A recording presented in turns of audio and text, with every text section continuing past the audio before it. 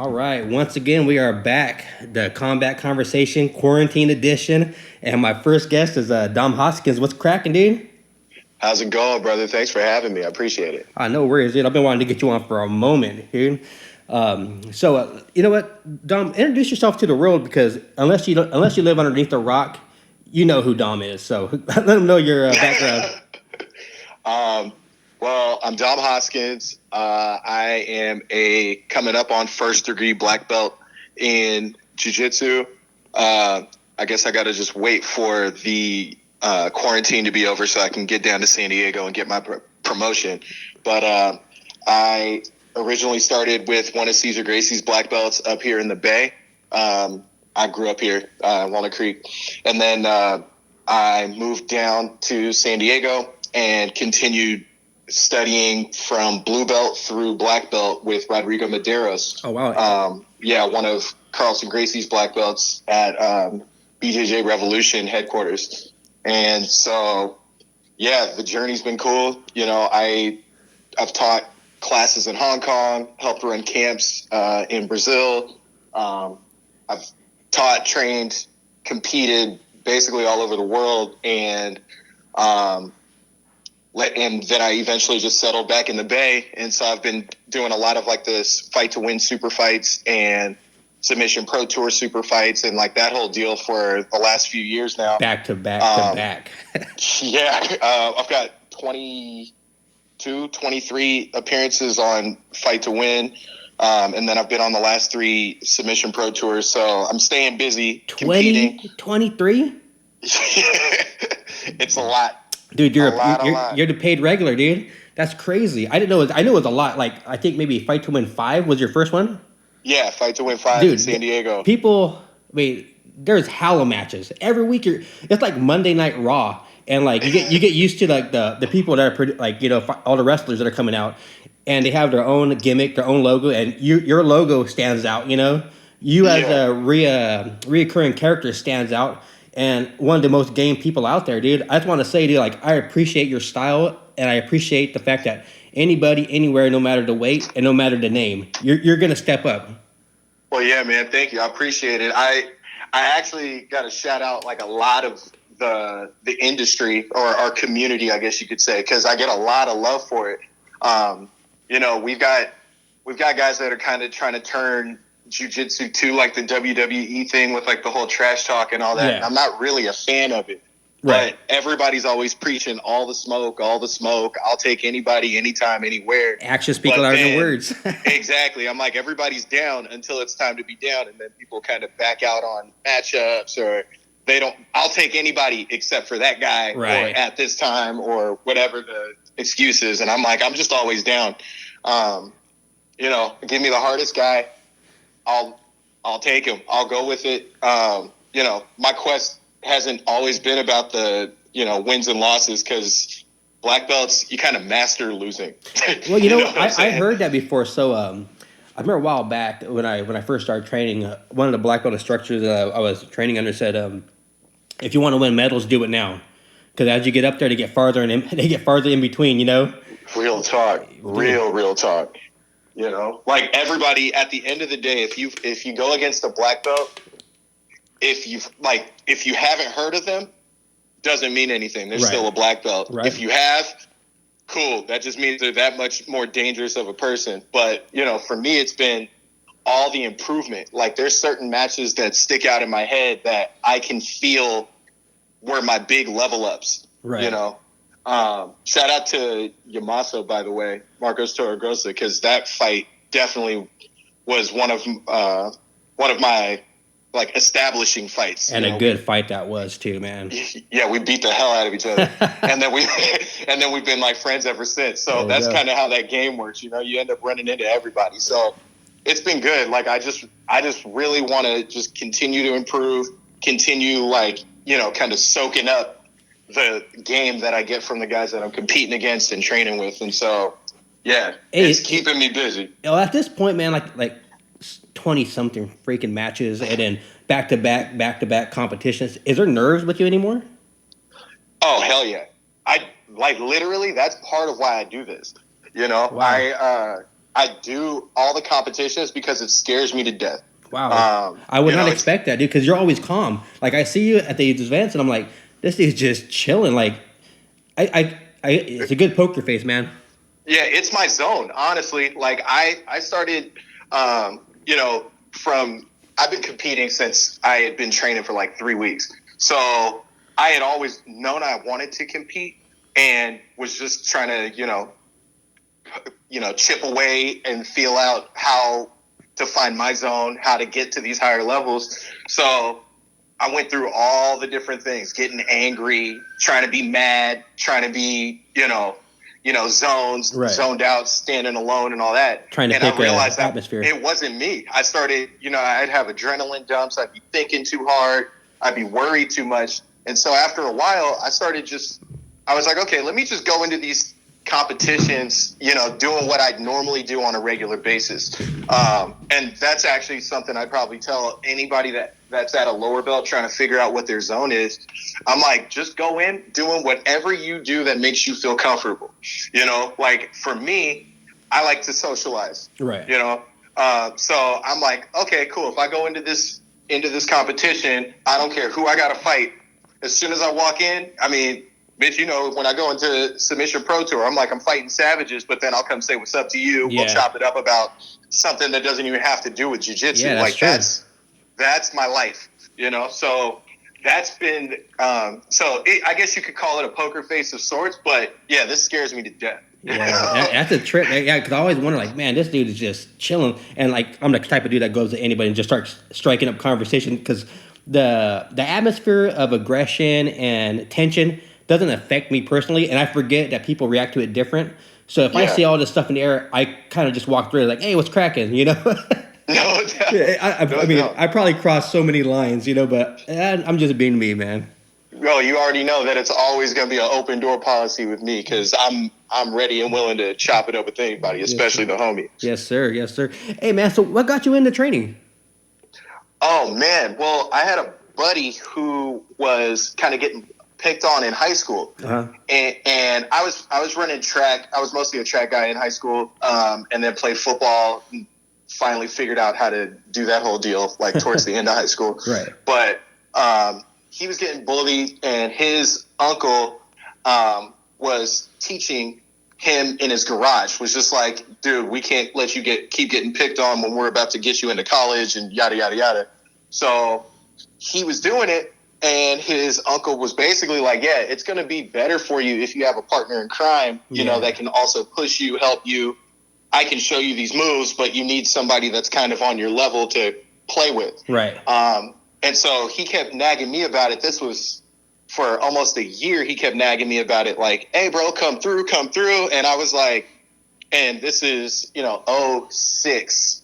So before we had the second major jiu-jitsu boom. So this was technically like before it was cool time or whatever. Yeah, I remember those times, man. Yeah, man. So like, I'm like, so what's this jiu-jitsu thing entail? And he's talking about wrapping legs around dudes and all this stuff. And I'm like, nah, bro, like, I'm good.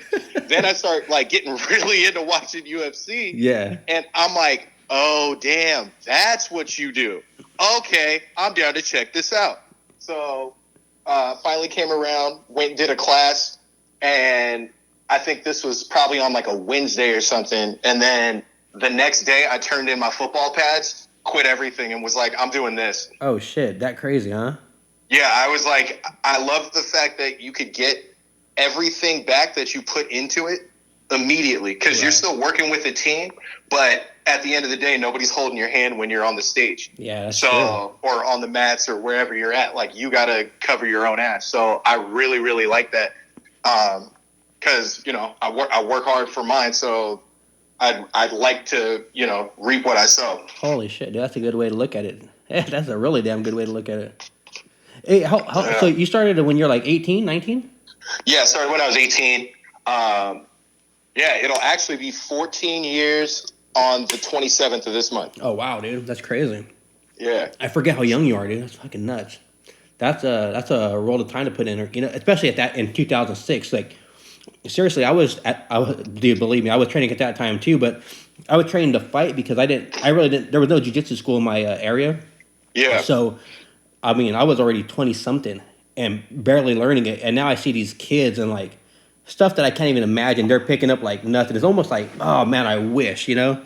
But Bro, like it's the biggest thing I pay attention to is when I started and I was, 18, I had everybody that was training with me was like, man, I wish I started when I was your age. yeah. And now I'm over here and I've got kids in my program that are 4 years old that know how to do rolling back takes and know how to choke people and do all these different submissions and it's a trip, man. Sweeps and stuff. It's insane, and it's only going to get bigger and better. They're going to end up having to revamp belts because of this stuff. Yeah, that is true, huh? That's what because I see a lot of these kids and it's that's what I call it's magic. It's like what the hell, man? Like how man? I can't even put into words of this shit I've been seeing.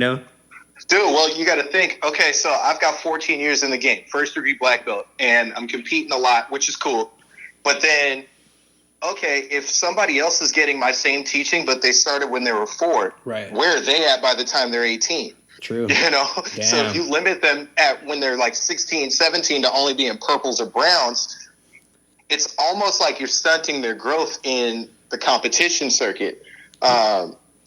Like they need to be able to test themselves against these higher levels. Yeah. Because if they've been putting in that work, they like nothing substitutes for the mat time. And especially if you're a kid, you got no responsibilities. You got nothing but time to be on the mat. Yeah, and soreness isn't even a factor at that age. You get over it, It's like, because I remember being a kid, I don't think I was ever sore, Yeah. I'm like, I can think of a huge percentage of black belts I'd rather fight over the Rotolo brothers. You know what I'm saying? Like, real talk. Damn it. Like, they're scary and only getting better. They haven't even gotten their man bodies yet. Like, This stuff is crazy, man. Yeah, it is. It's a trip. Hey, so how is this quarantine life affecting you? I mean, I know people feel different ways about it, but you run an academy. You're the main guy, and I'm sure students are blowing you up about like, what time is it? When do we come back to train? So what's it like for you right now? Oh, bro. So it's kind of an interesting thing because for me, in part, I look at challenges as opportunities. So I'm like, okay, cool. Well, now that we've got all this downtime, I've been able to, address and complete a lot of tasks that I had been neglecting for a while or just didn't have time for. Now I don't have any excuse. So that's been cool. As far as the students go, they've been super supportive. Nice. What I did, I literally hit up my guys. I think I closed my gym like 2 or 3 days before everybody kind of had the big wave of mandates. Right. And so I told my guys, I was like, look, you guys paid me for a product and service, and so we have our agreement. But the thing is, even if it's out of my hands, I can't give you what you asked for fully. So I don't fully expect you guys to give me dues the way that you normally did for our normal agreement. Right. So I was like, so here's what we're going to do. I'll give you guys a ton of video content because I know a bunch of you guys are busy and people are going through crazy stuff with work and whatnot. So I was like, I'll give you guys a ton of video content. We'll set up a Zoom account to run classes. And anything else you guys need, if we do like Facebook Live, Instagram Live, I'll just keep on flooding you guys with content and whatever you guys need. And you guys just pay me what you think it's worth. Wow. I'm not worried about anything. I have faith we'll be all right. Yeah. I work too damn hard to lose. So exactly. I'm not worried about that part. Yeah. And so go figure, first month comes and we get to April and everybody ends up paying me dues anyway. Perfect. And so I couldn't, thank them enough. Like it's just a testament to the family and the team we're building. Shameless plug, Domination Martial Arts in Concord, California, Walnut Creek, California, and a surprise location coming soon. Be ready. Go check it out. But so shout out to all of my students and everybody that's been supporting because it's keeping us going. It's keeping us alive. And I'm posting a ton of content, real raw, because, cats are in garages, living rooms, backyards. So I'm not really worried about editing the tape, but the content is baller. So if anybody needs to get their jiu-jitsu fix in, you can go to Domination Jiu-Jitsu Library. That's DOMINAT 10N. 10's my lucky number. So you can go to Domination Jiu-Jitsu Library, and you're going to have a whole bunch of instructionals on there. Can anybody go to this? And a bunch of other stuff. Anybody can go to it. It's public. Snap. Anybody can have it. I'm just trying to throw it out to the community. I've grown up thinking that if you start losing things, that's probably the time to start giving more, because that's how you get your retribution. That's some real shit right there. So that my students have been super, super cool about it. It's been fun for me because I had been thinking about filming things and doing all this kind of stuff for a while, like the whole virtual scene, but it was hard enough just getting the school up and running and surviving, you know what I'm saying? So now that all that's handled, when we are on the back end of this, then I'm going to not only be able to have my school going in person, but I'll also have the virtual stuff, and I'll continue to keep it going.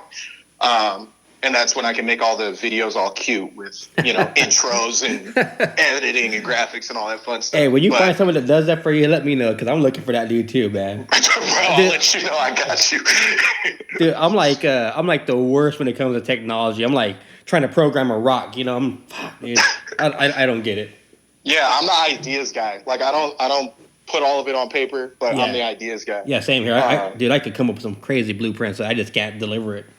Yeah, no, I feel you. So that's pretty much what I'm doing. Like I literally, as we got on this call, I'm in the process of restructuring my curriculum. I've got a whole lot of stuff that I'll be offering people. So, like I said, we'll be able to work virtually or in person once we're out on the other end. And people that can't, get to Walnut Creek or the Bay or East Bay or whatever, they'll still be able to reach out and get a hold of me and see what we're working on in the lab. Damn, that's legit right there. I know you feel like you're probably giving back to these people that support you, but man, it's like that's giving a lot. That's what I personally think. I think anytime you share knowledge with somebody, especially something that someone's passionate about, like as pure as jiu-jitsu, that's a lot to give. No, I feel it, and I think I don't know. I've always been, by that creed that it's never going to be work if you're loving what you're doing. Yeah. And that's basically where I'm at. I've been having a blast. I haven't been bored for one day. We've been in this thing for like a month now. Yeah. Yeah, I haven't been bored for a second because I'm loving, restructuring my curriculum, thinking of all the movements, poking the brains of all my students, like, hey, what do you guys want? What are you guys looking at? I'm still making moves to make sure that, like, the build out on my new location is on point. There's always something to give, and for me, I feel like I'm giving back, but it's also selfishly my fun. Yeah. I enjoy this. Hey, what are you doing for exercise and all that? Because to me, most of the time, like it's always jiu-jitsu. That's my exercise, jiu-jitsu. I work all day long and then train. That's my exercise. What's it like for you? Okay, so I had to kind of, retailor things. So I end up, I take hikes or walks 3 days a week. And 3 other days a week, I film a ton of content. Mm-hmm. I've got 2 partners that I'm filming the content with. I can roll with one while one's filming. His wife was a COVID patient, his wife's a nurse who got exposure to a COVID patient. She got tested negative, so she knows she's in the clear. And the guy that I'm working with, her husband, hasn't left the house since any of this happened. So I know their house is clear. That guy's clear. Everything's cool. The other training partner, he's basically in the same boat, like at-risk kids and like that kind of stuff. So I know for a fact these 2 guys are completely clear. Right. So one of them's a fellow black belt, and then the other one is my white belt student. So those are the 2 guys that I've all day on those 3 days. We'll have like 4-hour sessions where we just beat the hell out of each other after we film. That's good for you, dude. So thankfully, I've still been able to get a little bit of mat time in. I think the biggest beneficiary has been the student, though, because he's the white belt student, because he's sitting here watching two black belts nerd out for hours. Oh, and he's just soaking taking notes, soking everything up. He's already leveled up a ton. Damn. And I can't wait to unleash him on the rest of my team. That dude, he's so lucky, and at the same time, he can be put through it. Damn. Bro, he's a savage. His name's Brett Cole, and he's 55 years old, and he's a monster. He's a monster. That old man strength, bro. Bro, for real, you got to fight him like you're like 25 because he is on it. Yeah, I'm almost 41, bro, and I'm getting that old man strength right now, dude. Man, you always look young. I thought you were younger than me, bro. All right, dude. Man, manual labor, man. I'm like, it's just building my hands up, dude. It's not. I don't even got good grip from jiu-jitsu. I'm an electrician, so that's like. That'll do it. That'll do it. Yeah. So I'm gaining that strength, but you know what I've been doing? Normally, like I said, I only do jiu-jitsu, and that's my shit. And then every once in a while, I'll do cardio. I hate running. But this time, right now, I'm doing 3 miles in the morning, 3 miles in the evening. Get it. Doubling up on my kettlebells. I'm holding mitts at work for people because I used to do a lot of striking back in the day. So now I'm getting back into this stuff and teaching my coworkers how to be monsters, you know. And hopefully, because I'm trying to get them to hold mitts for me. That's the problem. I'm selfishly giving them these things so they can hold mitts for me. But that's all I'm doing. But it's not enough. Like, it doesn't match up to rolling, you know? Like, I can run all these miles. You need that endorphin kick. Yeah, that's what I need to feel like.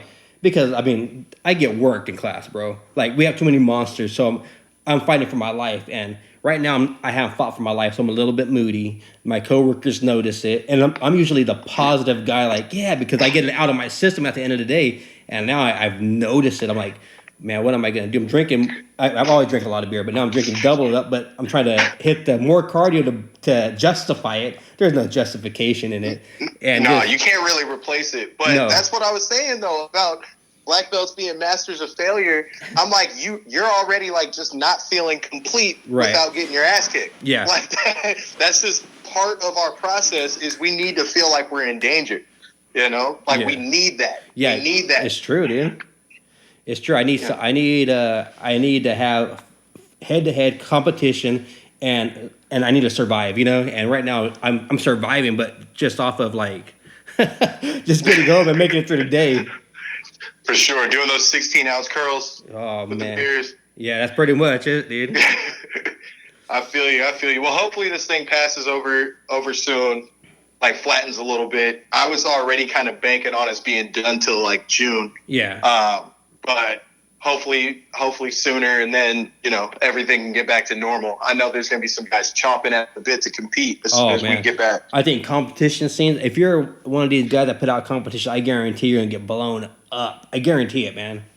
Oh, yeah. You thought I was busy before. Oh, if everybody says they're doing what they're doing, we're going to have some monsters in our hand that are ready to get out some energy, because everybody says they're doing push-ups. Everybody says they're running all day long. Let's find out who's bullshitting, you know?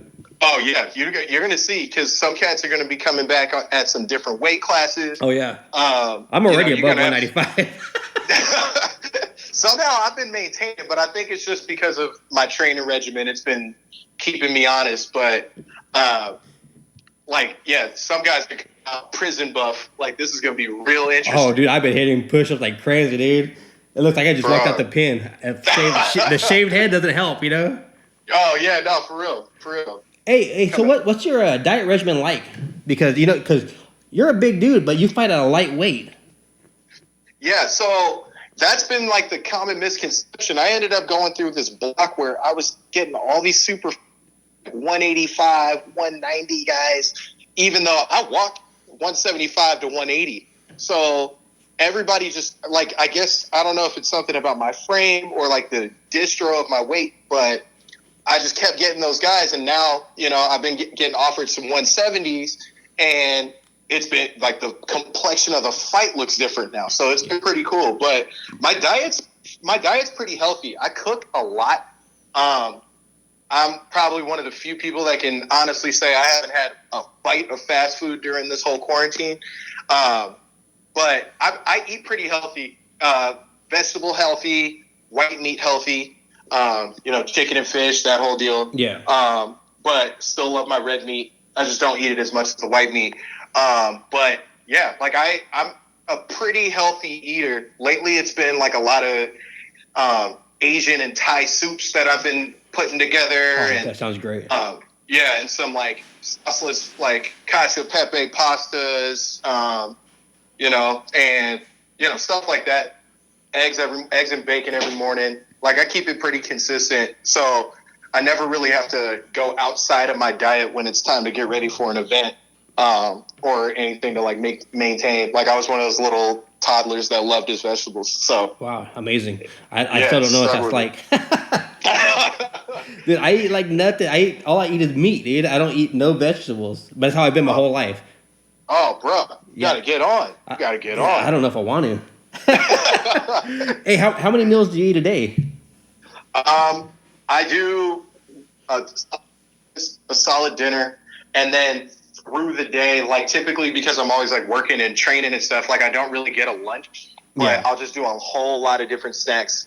Like I've been posting with some almonds and peanuts just now. I've got some that I'm about to put down. Protein shake in a little bit. So that's pretty much do it. I got 2 major meals and then a gazillion snacks before and after and in between. Oh wow. Okay.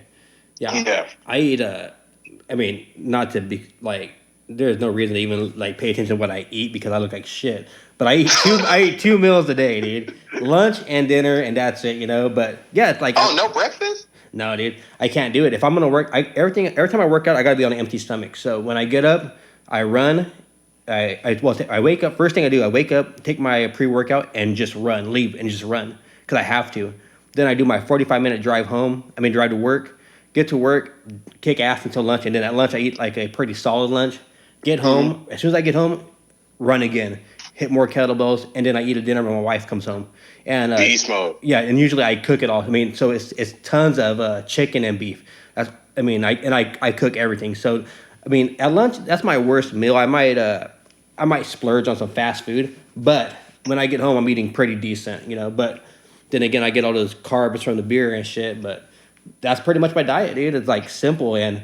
Like I said, I'm freaking old, but I feel better now than I did at 21. That's a trip, Yeah, I'd have a hell of a time grip fighting you then. I already know that. No thanks on that part. Hey, so what was your first experience with in jiu-jitsu? Your first class? What was that like? Oh man, that was a trip. So it was me, my homie that had gotten me in. His uncle, and then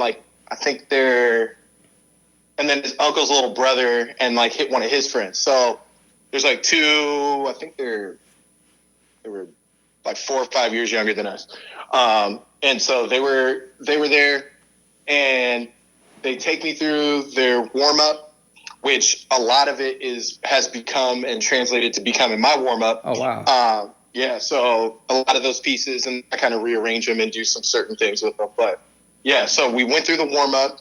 Then they showed me shrimping and a hip bump sweep. Nice. And so we were just drilling those, and then my white belt ass. I'm like, how long do we do this? And they were like, keep going, just keep going. And I'm like, okay. Which has also translated to my teaching because I'll tell my students straight up, I'm like, are you a black belt yet? And they're like, no. And I'm like, then why are you sitting on your ass? Keep it moving. So it ended up, I paid it forward. Right. But these guys, so they're like, keep going. So we drill. And then they're like, now you're going to roll. And I had never done anything. All I knew was street fight guillotine. Right. So I'm just like, okay. So I roll with one of the guys and they're like, you're going to go 2 minutes with this dude. So I roll with him. Cool. And then hold on. Out, did you survive? I survived. I was bigger than they had me go with the younger cats first. Okay. So I guess they had been going a little longer than me, so they wanted to kind of see where I was at. Yeah. So I went with one of them, and I did fine. And then it's a bunch of white belt kids. So then I go with so then they're like, all right, you're gonna go now, and I'm thinking oh. I thought it was my turn to get a break, but whatever, you know. So then I go with this dude, and then now this one's a little bit harder, and I'm like, oh, okay. Now I'm getting a little gassed, and mind you, I was running track at the time, so my stamina, like my cardio, wasn't an issue. Yeah. So I didn't really gas out. And in retrospect, I think that track helped me a lot because I was a hurdler in high school. So I learned how to. Yeah, so I learned how to do something, maintain my balance while doing something at full speed. Right. So that helped me a lot in this game. But, yeah, so I went against the second dude, and then I hung, but now I was like, okay, now I'm getting tired because hurdles don't fight you back. But unless you misstep that count. And unless you hit that thing, then it's coming back at you. So go against the second dude, do my thing. Then I'm like getting ready to crawl off, and he's like, no. Now you got Curtis. You got your boy. And I was like, oh, okay. And he's been in the game. He had been doing it for a little while. And so he roughs me up. But I survive. I hang on for dear life. So now I'm like 6 minutes in, and I'm like, damn, I already did 3 rounds. I'm killing it. I've gone against everybody. I guess I can go sit down. Nah, they gave me the first guy again. And so they just recycled me. Wow, and so basically I got Shark Tanked on my first day. That's the best thing that could ever happen to you. Oh, absolutely. I'm grateful to this day that happened. And it kind of told me where my head was at. And I think the Shark Tank lasted for, I don't know, probably half an hour. Damn. And so, yeah, I was doing five rounds with each of these dudes. And then he's like, how'd you like it? And I was like, this was dope. And he was like, that's what everybody says. Let's see if you show up next Tuesday. Right. Oh, yeah, that is true too, man. Yeah. Everybody loves it right after because you're riding the adrenaline high and all that. So I was like, I'll be here. And then, like I said, I turned in my pads. And then I went that next Tuesday. And he was like, oh, so you did show up. And then I was like, I told you, I'm not going anywhere. Damn. That's pretty sick, dude. Have you ever took any time off? Just disappear and come back? Not self-imposed. Yeah. I've had, life happen. Yeah. Got kind of screwed out of a living situation, lost everything and, was kind of floating around. Yeah. Had to move, do some things. Yeah. Just life. And then, and then I've had some injuries, but that'll be undisclosed since I don't want to. Since I'm going to have to compete against some people that are listening. Yeah. That have kept me out before. Yeah. But even then, I would still be I'm a nerd, man. Biggest nerd. So even when I'm not doing it and actually rolling. Yeah. I'm thinking about rolling. I'm thinking about options, and I'm looking stuff up. And, we have way more information at our hands than we did when I started or when you started, when we started. Dude. That's true. So, I'm just always in class and watch different things. So, the time off the mat, kind of helped clear my head a little bit. Yeah. But I'd still be chomping at the bit. Even when I moved to SoCal from the Bay, it was a rough transition, but I would kind of dip into a gym here, dip into a 1 month trial, and then I'd have to keep it pushing because I had no money. Yeah, no, that's true. I feel that because I moved a lot, dude. From when I first started training to where I'm at now, so I've been at Casio for about 4 years. But before that, big time. But before that, I moved a lot, dude. Every other year, I moved a lot. I moved from Central Valley to the Bay Area to Atlanta, Georgia, to the Sacramento area, and now I'm in Vacaville. So check that out. Yeah, and right now I'm driving over 45 minutes just to train. Man, oh man, but that training's worth it. No, it is. It is. Cool. You have to. Man, that was my thing. I moved from the Bay to L.A., and then my girlfriend at the time moved with me, go to Orange County because that's where she was easier. We break up. Then that's where my life was a circus for a little bit. Moved back to L.A., moved down to San Diego. And so, in all those 4 or 5 moves, I was bouncing around to all these different gyms, still trying to compete, still trying to, keep this thing going. Yeah. The fire never died. I just couldn't afford to keep training, which was, life. So that's become, a big part of my system is trying to give the opportunity to other people. Yeah. Hey, man, I got a question. And I always ask everybody this. Since you're an instructor and me and my buddy always get into this conversation, is jiu-jitsu for everybody? That's a question that, like, I say no, he says yeah. What's your opinion on that? And if I'm wrong, go ahead and tell me I'm wrong. I think it's honestly a little bit of both. It's an acquired taste. So, yeah, it is for everybody. Think about it like your vegetables. You know what I'm saying? They're available for everybody. And if you absorb them, they're good for you. That doesn't mean everybody's going to want them or like them. Right. You know what I'm saying? So, initially, yeah, it's for everybody. I think everybody needs to know how to defend themselves. That should be like an elective in school. Exactly. You know what I'm saying? And so in that aspect, absolutely. But at the same, and not to mention the honesty factor, you learn a lot about yourself on the mat. And there's so many on the mat lessons that translate off the mat as well.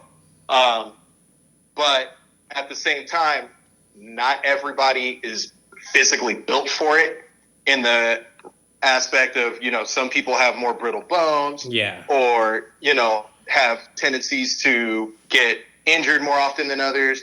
Not everybody has time for it, like legitimate time for it based on working conditions or life circumstances, family situations and whatnot. So not everybody can do it or will choose to do it, but it is available for everybody to a point. That's true. That's a good way. That's probably the best way I've heard anybody put it. I mean, I've asked everybody that question, and that's a damn good way. So I'm gonna jump around with some questions that people ask me to ask you. So absolutely. So, do you remember the first time you got submitted? Oh, hell yeah! Everybody does, right? Hell yeah! What did you get hit with? Rear naked choke. You know what I got hit with? What's that? Knee on belly, dude. By a blue belt. But I didn't know what I am not shocked. No, dude. I am not shocked. And you know what my favorite shit to do now is? Knee on belly. Oh, knee on belly. I knee on belly my everybody. Favorite shit to do it. I take everybody's back. So that's, it's the progression, like whatever does you dirty is typically what you're going to pay everybody else with. Oh yeah, that was my intro. I'm like, okay, I'm gonna lace you guys up. Here you go. Do you remember the first submission you hit on anybody? First submission I hit on somebody was a dirty guillotine. I say it was dirty because it wasn't on the throat. Right. It was just a guillotine on the neck face. Oh shit! I popped my homie's jaw. Oh shit! I felt so bad. Well, he should have tapped too. But yeah, he should have tapped. But I felt so bad. And then my homie, Curtis, the one that had gotten me into jiu-jitsu, was like, bro, that's part of the game. He needs to tap if you put him in something. That's true. And I'm like, okay, but I still felt bad though. I was like, I don't really like hurting people. But it was fun though. It was cool though. I was like, I did it. I made somebody tap. Okay, how did you feel during your first tournament? Oh, gassed. You gassed? That's where the cardio died. Yeah. I went into it. It was the old Gracie Open that they used to have in the Bay Area, right? For years, and so I went into it, tapped nobody out, and for 3 fights, and I after that first fight, I couldn't feel my fingers. I had never felt anything like that in my life. My forearms were fully flexed and tensed. Damn. And had to get the massages, the whole nine. I was so tired. Damn. And then finally lost on points to somebody, and I was just like, oh man, I got to get that back. Third place wasn't good enough. Yeah, I got third place my first match, my first tournament too. The first dude I hit with a triangle choke, and he actually slammed me and got DQ'd. Oh. Yeah, so. Welcome to jiu-jitsu. Yeah, so my wife won't watch me compete no more because of that shit. Because we're already together at that time. I hit up a triangle, got spiked, disqualification. My next match, I was up 13-0 and got hit with a triangle, 10 seconds left. Oh, man. Dude, it sucked. Man, you had some action-packed matches, man. I was so trash. my first probably 3 or 4, maybe 5 tournaments. Yeah. I started like after that third place, I took like second or first at almost all the tournaments. I didn't tap one person out. Oh shit. Yeah. And then I finally tapped somebody in 2 minutes, and I was like, bruh, this is way easier when you choke them out. Right. Like, you know, like took some dude out in like 25 seconds, and I was like, oh, so now I get to just rest and kick it? All right, this is way better. I'm doing this from now on. You know? Hey, have you ever used jiu-jitsu in a street fight? Yes, a few times. It happens. Yeah, dude, like, shout out to all love for the good military. Some of the drunk ones have reared their heads when I was down in San Diego. Right. Oh yeah, all the military bases out there. Yeah, one dude ended up, you know, pretty much the typical jiu-jitsu reaction. Like, he sucker punched me, so I faked like I was gonna punch him back. Took him down. He rolled over. I choked him. Damn. And then he started tapping. Oh which shit! Was pretty Who funny. taps in a street fight? That's fucking weird. And so funny that you mentioned that, because right after this thing, so I get a little crazy when I'm not in my zone. Like, right. Like the competition zone's my fun zone. That's why I can like chop it up with people. Yeah. But in that, I was like kind of chilling on his back, and he's tapping and screaming, and you got me. And I just go, you weren't saying that when you were sucker punching me, so now I have to make sure that you're not going to swing at me again. Right. And I'm talking in his ear, and like his friend's freaking out the whole night. So I put the guy down, and I let his friend know how to wake him back up, and I'm walking away. I'm walking away with my buddies, and the dude wakes up and goes, "What kind of dude chokes somebody in a street fight?" Whoa. And then my boy goes, "What kind of dude taps out in a street fight?" And then like everybody that was crowded around was like, like laughing and all this stuff. I was like, so then I just gave him the address. I gave him the address to my gym in San Diego, and I was like, go there, learn how to really do this to defend yourself instead of making yourself look like a fool in the street. Man, that was generous. That was generous. Yeah, I paid him. Damn, that was generous, dude. You know? I mean, generous enough that I let him go too. Yeah, that's some real shit, dude. Yeah, so like that was basically, you know, where that was what I did with that. And then there was like some other group situation where like a couple people ran up on me, and me knowing how to defend myself, because I like to be good with self-defense and not sport jiu-jitsu. Yeah. Me knowing how to defend myself, I got away from it. So I can personally say not every situation where you're outnumbered. You know how people say that jiu-jitsu, like it might not be effective against groups. Yeah. I can say that's not necessarily true. It worked for me. I believe that too, because you know what? I'm confident enough in certain situations, and I've been in these situations. If you know where I'm from, you know where I'm from. So I've been in situations where I feel confident enough where I'm gonna do some shit that you would see in a movie. I'm not one to shy away from throwing a jumping kick, just because I know I'm gonna get back up. You know. Get that Tony Josh shit going. Oh, I will do it. Hey, point jiu-jitsu or submission only? Both. Okay. Both. So as far as competition, just for competition, I like sub only because I like the fact that it makes people fight. But I've also discovered in, you know, all these, you know, super fight appearances that if somebody wants to be boring, they're going to be boring no matter what you do, no matter what the rule set is. If they're going to be exciting, they're going to be exciting no matter what the rule set is. So that part hasn't really been a big deal. But as far as competition, I like sub only because you're getting closer to having the better person win each time. Yeah. Rather than the better blanket. Yeah. Now, as far as points, though, I do enjoy the point game because you do get the clout if if it's worlds or pans or whatnot. But also because having the emphasis on the points means that you're having emphasis on your positioning. Yeah.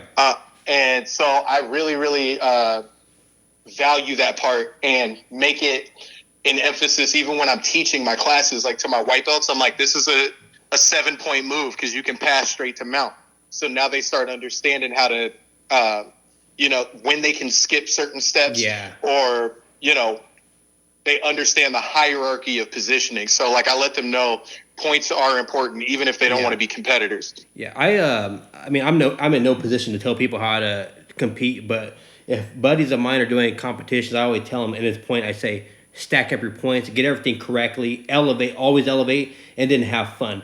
I mean that could be wrong, but I always say, get these points, get your pass, get your side control, get the knee on belly, get mount, and then work, have fun at that point. But I always try to tell them. I mean, like I said, I'm not in a position to tell people how to do shit. That's what I do, and but yeah, get your points and then have fun. No, I feel it. Like I give my guys, I've got like a competition system that I give the guys as far as point competitions go, and a separate one for submission competitions. And we've got like part of my system is called hedging your bet, where I'm like, these are spots where you can give up positioning. You know, like if you're in a submission only thing like fight to win, where you're kind of trying to tally up as many sub attempts as possible. Yeah. I'm like, these are the spots where you can give viable threats without sacrificing your fight or sacrificing your positioning. Right. You can get rolled over in mount, for instance, and end up in close guard. If your hands are around somebody's neck, you're still threatening a choke. Exactly. You know? Yeah. So, like those kinds of things. But as far as the point game goes, I'd be like, nope, this is where your hands need to be to make sure that you got your positioning on point. You're not going anywhere. And once you know that this position is sewed up, now you can start on somebody. Okay, now EBI overtime rules. What's your opinion on that? Because to me personally, I'm like, it's a position that you didn't earn, but I could be wrong. What do you think? Chances are I am wrong. I think it goes both ways. Honestly, I think it's a position that's unearned to that. But that's actually not a bad thing, because at the end of the fight, it establishes a winner no matter what. Yeah. Based on the rules, there's going to be a winner, which I like. Yeah. I don't like the whole draws, and I also don't like poor decisions. Yeah.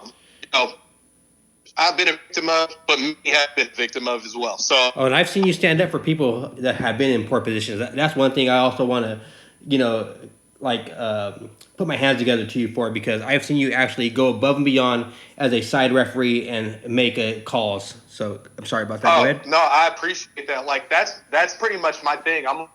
I've got a lot of homies in this game, and so I'm to have the fights be the best fights possible. Have whoever is better, it's the person that wins. So I'm like, everything else is out the window at that point.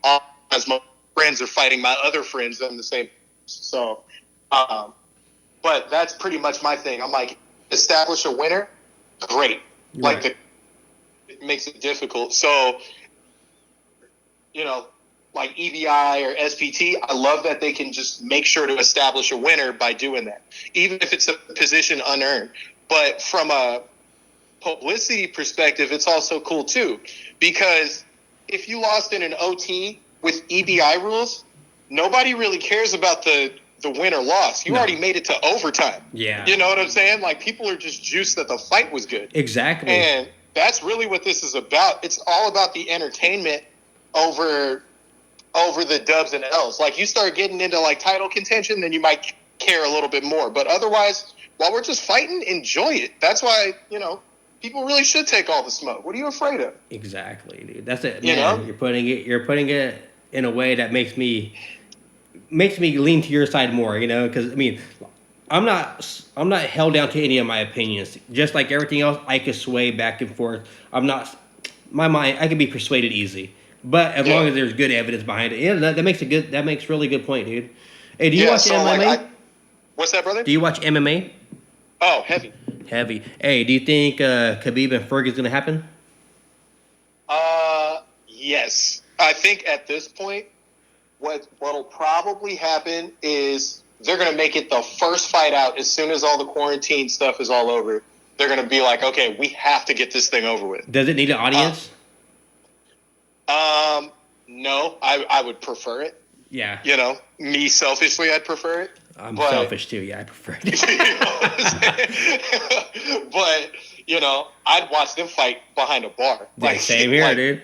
Yeah, so however they can make it happen, they need to do it. But I think that even if they're doing like the whole like no audience thing, Yeah. they should save that to be like the first audience fight. Yeah. Because people have been waiting for it. What's this? 5 times it's been called off now. Yeah, dude. I mean, if they rebook this, it's going on number 6, which is Bruh. that's you know what? So this is a trippy part. So I started doing my podcast, I think 2 years ago. Was it 2 years ago now?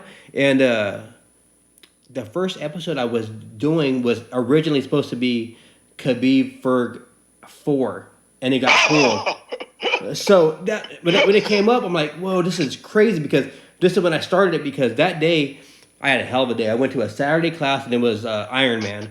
Went to a roll-a-thon. I had some buddies come over, and we just recorded the podcast for the first time and uploaded it. And it was all wrapped around the Ferg fight, and then it was Max Holloway against who'd he fight?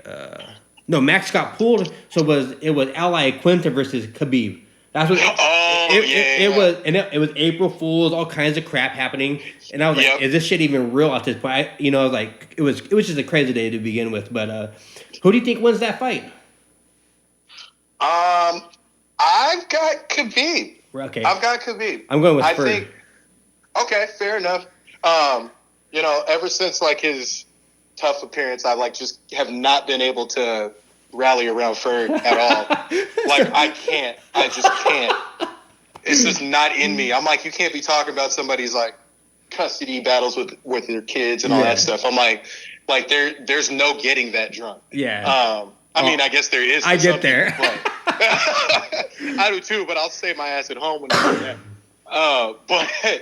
But I'm just like, I just haven't been able to bring myself around. But even just trying to be objective about it, Yeah.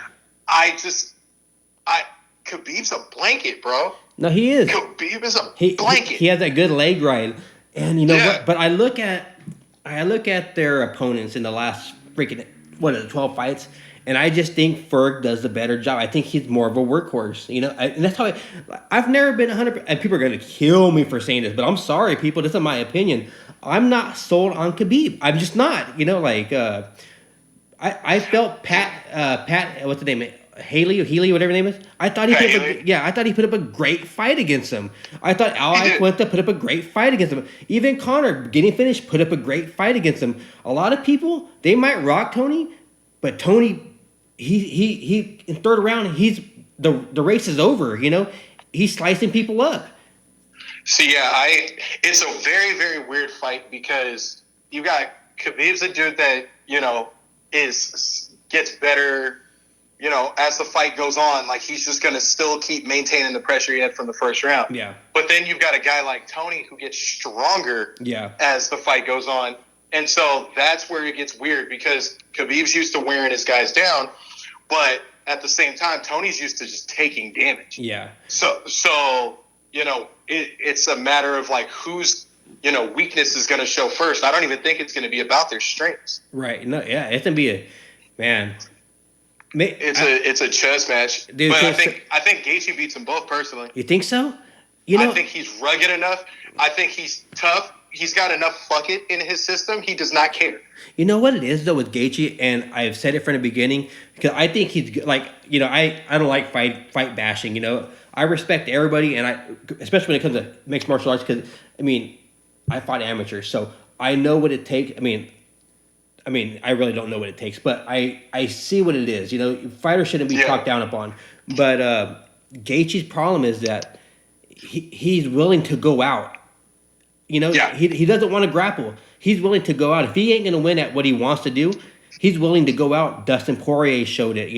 Michael Johnson almost had him out. Three times in that fight. Yeah, I was watching that fight the other day. I was like, man, It's one of my favorite fights ever. It is. It's a really good fight, and even the hype before that when they were talking, So man, those guys are. I think it's just the matchups. Like MMA math sucks, but I just think the matchups are different. I feel like with Gaethje versus Tony, Tony's going to want to grapple with him but the thing is, Gaethje's got the most underrated wrestling. Nobody ever sees it because he's too busy banging. But my question is this.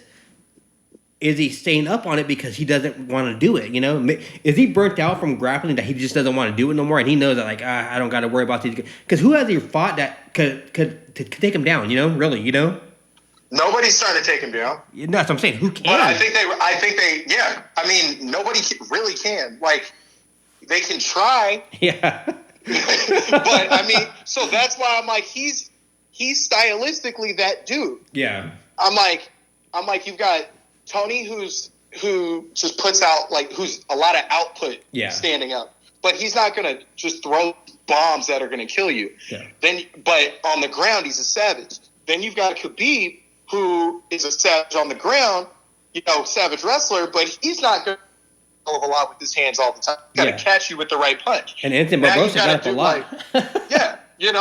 But I'm like, okay, so you got a guy in Gage literally chopped guys down with TKOs from kicks, multiple. Yeah. He throws bombs for hands. Yeah, his kicks are super good. He's got a crazy wrestling pedigree. Yeah. You know what I'm saying? Justin's kicks, there's no wind up on them, and they're from super close distance. When you're in striking distance, Gaethje will hit you with a hard ass leg kick.